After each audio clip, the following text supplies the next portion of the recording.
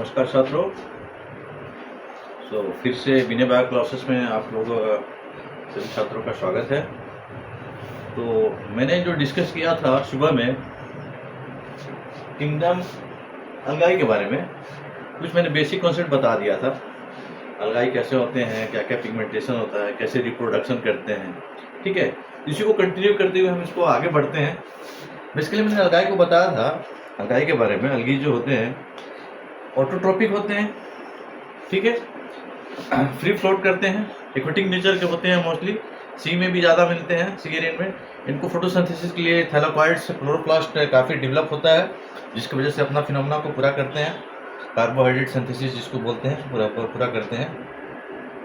इसमें chlorophyll A और B जो मेन फोटोसिंथेसिस के लिए होता है, क्लोरोफिल, इसको आगे हम समझाएंगे, प्रचुर मात्रा में होते हैं, ये आपको याद रखना है, ठीक है। और क्या खासियत होती है इसमें क्लोरोफिल के बाल में, इनकी रिप्रोडक्शन मोस्टली एक्वेटिक नेचर से जू स्पोर होते हैं, बनाते हैं। जो जू स्पोर में एक्सेक्सुअली आपको फाइन जू स्पोर होते हैं, वेजिटेटिव रिप्रोडक्ट करके आपस में ग्रो करके फिर एक क्या बोल रहे हैं, व्हाट टू से, अलगी फॉर्म में अपने आप को डेवलप कर लेते हैं। इसमें फ्लैजिला होता है, जिसको मोटाइल नेचर की वजह से हेल्प करते हैं। एक फ्लैजिला जनरेट करके सूटेबल एनवायरनमेंट में ग्रो करके एक अपनी कंपनी, एक कम्युनिटी बना लेते हैं। इसके अलावा इसमें और क्या होती है, सेल्फ जनरेट करके अपने को ग्रो करते हैं। इसमें सेक्सुअल भी हो सकता है, इसके रिप्रोडक्शन में एसेक्सुअल सेक्सुअल दोनों होता है। एक में बता दिया मैंने, जो स्पोर बनाएंगे मोटाइल होगा।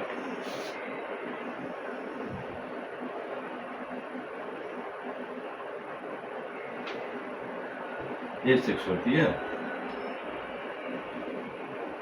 इसमें जू स्पोर बना देंगे,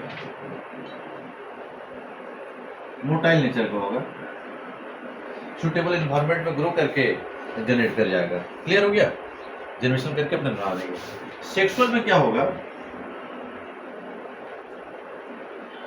सेक्सुअल में क्या होता है, male gamete female gamete further develop करके दो गेमेट फ्यूज करेंगे तो ओ गेमेट बनाएंगे, ओगोनिया बनाएंगे, जिसको मैंने बताया था। और फ्यूजिंग के मैकेनिज्म को बोलते हैं, सोचिए कि हो गया मेल गेमेट, ये हो गया फीमेल गेमेट, ठीक है, ये मिल करके वो ओगोनिया बनाएंगे।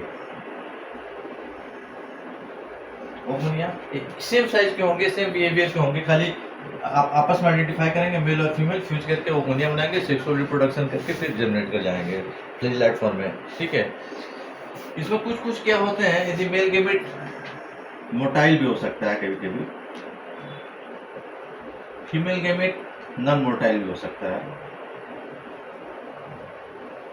इस तरह का फिनोमेना दिखा किसी अलगी में, तो उस फेज में उस रिप्रोडक्शन को बोलेंगे हम आइसोगेमस। एगोमस बन गया, मतलब कि जो दोनों मोटाइल थे फ्यूज किए, एक मोटाइल हो गया, एक नॉन मोटाइल हो गया। ये मोटाइल नॉन मोटाइल को हम बोलेंगे आइसोगेमस, आइसोगेमस बोलेंगे, ठीक है। और कभी कभी क्या होता है, मोटाइल बिहेवियर में साइज पे डिपेंड करता है, ठीक है। सबसे मेल ओगोनिया जो है आपका स्मॉलर साइज का हो गया, नॉन मोटाइल नेचर। यदि मेल का साइज स्मॉलर है, ठीक है, फीमेल की साइज लार्जर है, ठीक है। ये यदि फ्यूज करते हैं, और क्या खासियत है, फीमेल मोटाइल होगा इसमें, मेल नॉन मोटाइल होगा, ठीक है। यदि ये दोनों आपको फ्यूज करते हैं, ठीक है, तो इस तरह का फिनोमेना को फ्यूजिंग बिहेवियर को बोलेंगे, जो सेक्सुअल रिप्रोडक्शन का भाग है। ओगेमस बनाते हैं, ओगेमस, याद रखिएगा।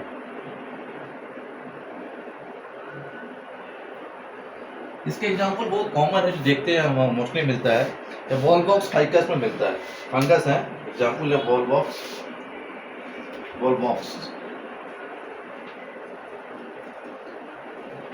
वॉलबॉक्स मिलेगा आपको, फ्यूकस में मिलेगा।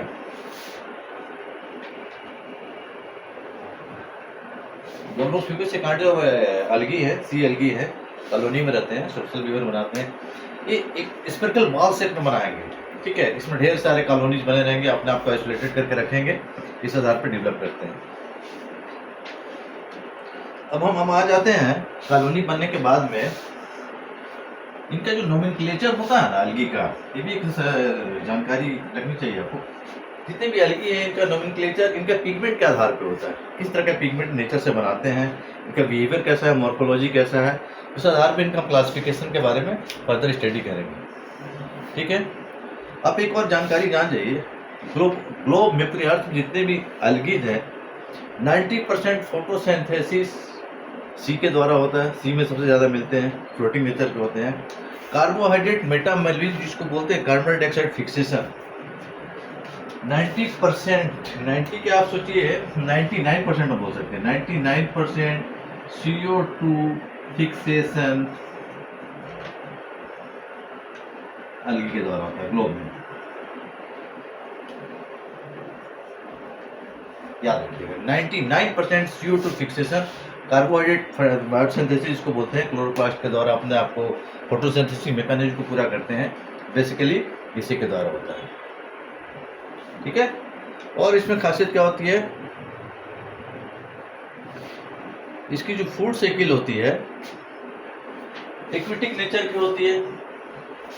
फूड एक्विटिक नेचर की मतलब क्या, इसमें इजली आप सोलर सिस्टम से CO2 फिक्सेशन करके कार्बोहाइड्रेट मैकेनिज्म करके बायोसिंथेसिस कर लेते हैं, क्लोरोप्लास्ट बना करके एनर्जी रिच कंपाउंड बनाते हैं, जिसमें कुछ एग्जाम्पल मैं बता दे रहा हूँ।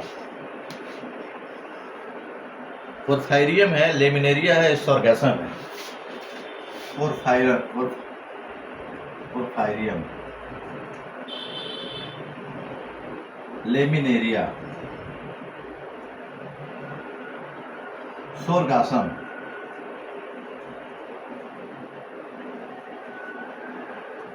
जिसको हम ग्रीन सी ग्रासेस भी बोलते हैं। ठीक है, ग्रीन सी ग्रास, जैसे घास होता है ना, ग्रीन सी ग्रासेस, समुद्र का जो घास को बोलेंगे, पोरफायरियम, लेमिनेरिया, स्टोरगैसम, इसको हम लोग बोलते हैं ग्रीन सी ग्रास।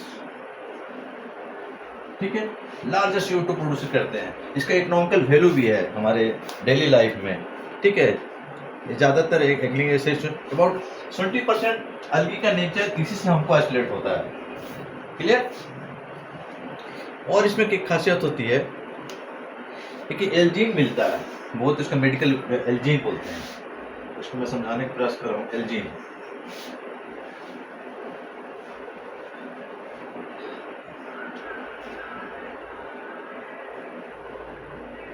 एल्जीन जो है ना आपका एक कंपाउंड है, कोई पॉलीसेकेराइड कंपाउंड है, ये ब्राउन अलगी से मिलता है।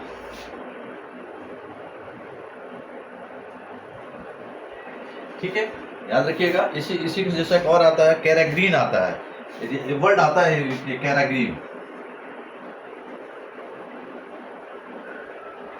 कैराग्रीन जो होता है ना, ये रेड अलगी जो कभी देखिएगा C4 में जाएगी, जब डीप सी में जाएगी तो समुद्र का पूरा परत लाल बिल्कुल रेडिश कलर का दिखेगा, ओवर डिपोजिशन को रेड अलगी कैराग्रीन बोलते हैं, इसको रेड अलगी बोलते हैं। ठीक है, इसको आइसोलेट करके हम मेडिकल एप्लीकेशंस में और कुछ फूड आइटम में भी, प्रोटीन सोर्सेज से भी हम लोग यूज करते हैं। इसके अलावा बहुत से एक अगर आता है, नाम सुने होंगे, अगर उसको बोलते हैं AGAR, ये पाउडर्स फॉर्म में अलगी ही है, इसको पाउडर्स फॉर्म में हम लोग माइक्रोबियल कल्चर में यूज करते हैं। ठीक है, मॉलिक्यूलर बायोलॉजी में और माइक्रोबायोलॉजी में बेसिकली लार्ज अमाउंट में यूज करते हैं, बैक्टीरियल कल्चर में अगर। ठीक है, ये भी हमको सी से मिलता है। ये किससे मिलता है बता दे रहे हैं, कौन से स्पेसिस है। ये स्पेसिस नाम है ग्लेशियम, जिलिडियम ग्रेसिलेरिया, पूछ सकता है। अगर इज आइसोलेटेड फ्रॉम ह्यूमिडिटी के लिए भी इंपॉर्टेंट है, और +2 के लिए भी जिलिडियम।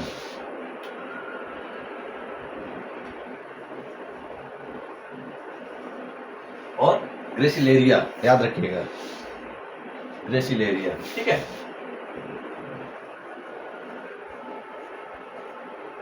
ये दो अलग स्पीसीज जिससे अगर मिलता है। इसका मेडिकल एप्लीकेशन मोलिकुलर बायोलॉजी में और माइक्रोबायोलॉजी में लार्ज अमाउंट में होता है। जितने भी स्पीसीज होते हैं, डिजीज आइसोलेशन में माइक्रो को कल्चर करना है, फूड इंडस्ट्री में कोई माइक्रो को कल्चर करना है, आइडेंटिफाई करना है, स्पीसीज आइडेंटिफिकेशन में they are very helpful. Okay, पहले मैंने भी आपको डिस्कस करके बताया था, बहुत से फूड आइटम जो बोलते हैं जैसे जेली, आइसक्रीम जो बनते हैं ना, वो ग्रीन अलगी से ही हमको मिलते हैं। इसमें क्लोरेला एक आता है, क्लोरेला, CHOLERE, क्लोरेला, ठीक है। जितने भी आइसक्रीम इंडस्ट्री है और फूड इंडस्ट्री है, जिलेटिन मिलता है जिससे, क्लोरेला से मिलता है।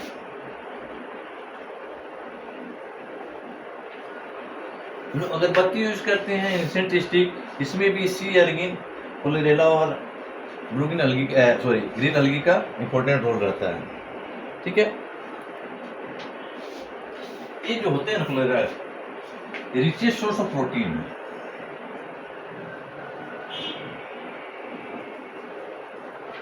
सोर्स ऑफ प्रोटीन के सोर्स है क्लोरेला, ठीक है। इसका यूज होता है बहुत से फूड सप्लीमेंट में, हम लोग यूज करते हैं इस तरह के अलगी का यूज को डेली लाइफ में, ठीक है। ये तो बेसिक मैंने बता दिया। इसका पहले मैंने कुछ आपको डिस्कस किया था, क्लासिफिकेशन जब हम करेंगे ना अलगी का, तो बेसिकली उसकी पिगमेंट पैटर्न, कलरिंग पैटर्न जो कलर जनरेट करता है उस आधार पे करते हैं, ठीक है।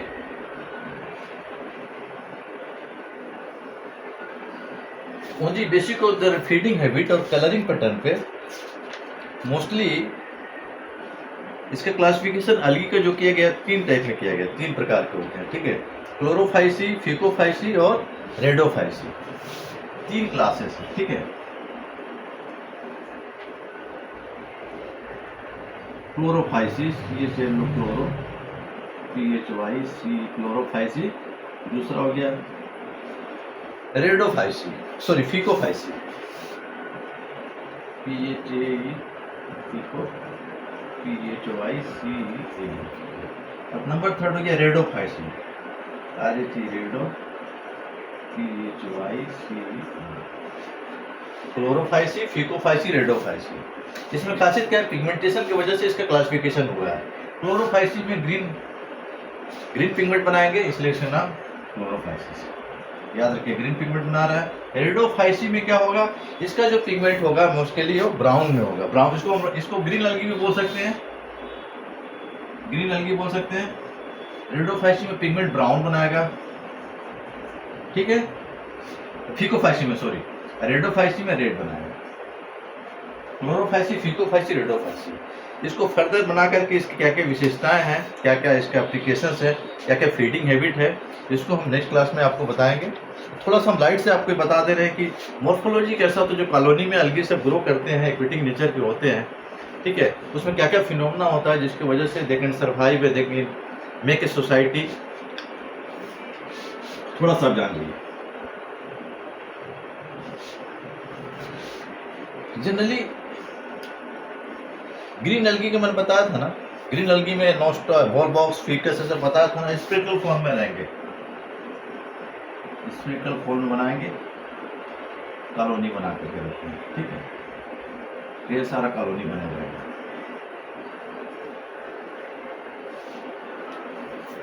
ठीक है। एक कॉलोनी में डॉटर कॉलोनी होगी, पेरेंट कॉलोनी होगी। सोचिए कि इसमें एक नया कोई बन रहा है, यहाँ एक नया कॉलोनी बन रहा है, वो आपस में रिजनेट करते रहते हैं, इसमें छोटी नया नया बन रहा है, ठीक है। ये हो गया पेरेंट कॉलोनी, TC लिख दे रहे हैं। एक छोटा छोटा जो बन रहा है इसको बोलेंगे डॉटर कॉलोनी, ठीक है। ग्रोथ करके मेटाबॉलिज्म करके एक होम सोसाइटी बना देते हैं, डेवलप करके लब बना देंगे, सोसाइटी बना देंगे, एक मास बन जाएगा कॉलोनी का, ठीक है। और क्या होता है, जो ब्राउन अलगी जो होते हैं ना, जिसको मैं बाद लेमिनेरिया जिसमें आता है, फ्यूकस आता है, रेड अलगी पोर्फायरिया आता है, ठीक है। इसको हम लोग नेक्स्ट क्लास में डिस्कस करेंगे, इसकी मॉर्फोलॉजी कैसी होती है, थोड़ा आप लोग जान जाइए।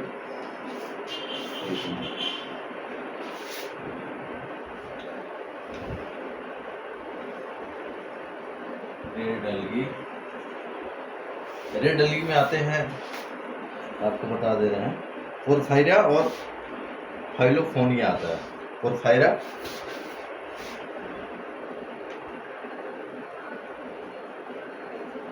और फाइलोफाइनिया, पोर्फायरिया, फाइलोफाइनिया। इसकी मॉर्फोलॉजी कैसी होती है, पोर्फायरिया, फाइलोफाइनिया की, इसमें होल्ड फास्ट होगा, एयर ब्लैडर होगा, कुछ कुछ मॉर्फोलॉजी है जिसको मैं नेक्स्ट क्लास में आपको पूरा डिफाइन में समझाऊंगा। ठीक है, तो आज बेसिकली जान गए इसका क्लासिफिकेशन कैसे करते हैं, क्या क्या एप्लीकेशंस हैं, क्या क्या मेडिकल यूज है, इसका क्या रोल है अर्थ में ना। एक बता दी 90% हमारा जो एटमॉस्फेयर का ऑक्सीजन जनरेशन इसी से होता है, ग्रीन एल्गी से होता है, वो बता दिए। कार्बोहाइड्रेट मेटाबॉलिज्म बहुत एडवांस होता है जिसकी वजह से अपना फूड सिंथेसिस करते हैं। ठीक है, इसमें फोटोसिंथेसिस मैकेनिज्म की वजह से लेवल में जितनी डिजोल्व ऑक्सीजन की मात्रा सी में है ड्यू टू ग्रीन एल्गी के वजह से मैनेज करता है। तो आज हम इसको कंटिन्यू करते हुए आज स्टॉप करते हैं। कल की क्लास में हम फिर फर्दर डिस्कस करेंगे क्लोरोफाइसी, फिकोफाइसी और रेडोफाइसी के बारे में। ठीक है, तो होप आपको क्लास अच्छा लगा होगा। तो इस चैनल को फॉलो कीजिए और लाइक कीजिए। और कुछ डाउट हो तो फिर हमसे पूछिए, नेक्स्ट क्लास में कमेंट जरूर कीजिएगा। तब तक के लिए धन्यवाद।